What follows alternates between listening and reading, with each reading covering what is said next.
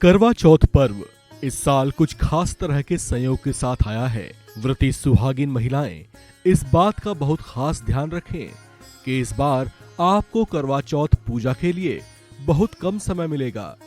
पूजा का सबसे शुभ मुहूर्त वैसे शाम को 5:36 पर शुरू होगा, लेकिन ये अवधि महज 1 घंटे से कुछ ज्यादा ही होगी।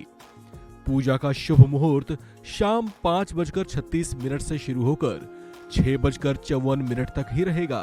इसीलिए सभी व्रती सुहागिनें पूजा आदि के लिए पहले से अपनी तैयारी रखें, ताकि शुभ घड़ी बीतने से पहले आपकी पूजा संबंधी विधि विधान खत्म हो सके। हिंदू पंचांग के मुताबिक कार्तिक कृष्ण पक्ष की चतुर्थी तिथि का समापन रात 9:19 पर होगा।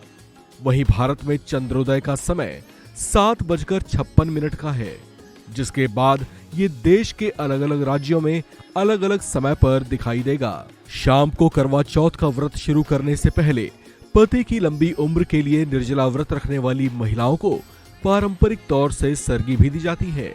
इसके बाद सास बहुओं को आशीष देती हैं, जो विवाहित जोड़े के लिए बहुत फलदायी माना जाता है। सरगी में 16 श्रृंगार का सामान, कई तरह के फल, मिठाइयां आदि रखे जाते हैं, जिनको ग्रहण करने के बाद ही व्रत की शुरुआत की जाती है। सरगी का ग्रहण सूर्योदय से पहले ब्रह्म मुहूर्त में ही किया जाता है। आज के दिन करवा चौथ की पूजा के लिए सुहागिनों को 1 घंटे 18 मिनट का समय मिलेगा, इसलिए तैयारियां समय से पहले ही करके रखें। पवित्र मन से पूजा के लिए आसन ग्रहण करें और चौथ माता, मां गौरी और भगवान गणेश की पूजन के साथ इसकी शुरुआत करें।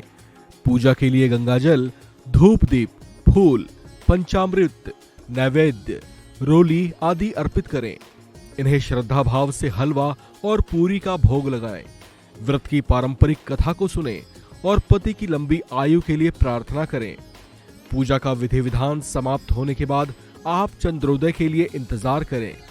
वैसे तो इस साल देश में सबसे पहले चांद के दर्शन 7:56 पर हो जाएंगे, लेकिन अलग अलग राज्यों में चांद अलग समयों पर दिखाई दे सकता है।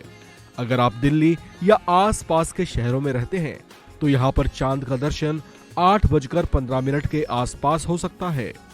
चांद के दर्शन के बाद आप व्रत पूरा करने की ओर बढ़ सकती हैं। इसके लिए आपको सबसे पहले चांद को अर्घ देना होगा। इसके बाद आप अपने पति की आरती उतारें, फिर एक छलनी से पहले चांद को देखें, फिर पति के मुख का दर्शन करें और हाँ, उनका चेहरा साफ दिखे इसके लिए छलनी में दीप रखना ना भूलें। इसके बाद आप पति के ही हाथों से जल पिएं और उनका आशीर्वाद भी लें। इस तरह से आपका करवा चौथ का व्रत पूरा हो जाएगा। हम कामना करते हैं कि आपका दाम्पत्य जीवन सदा खुशहाल रहे। इस खबर में फिलहाल इतना ही।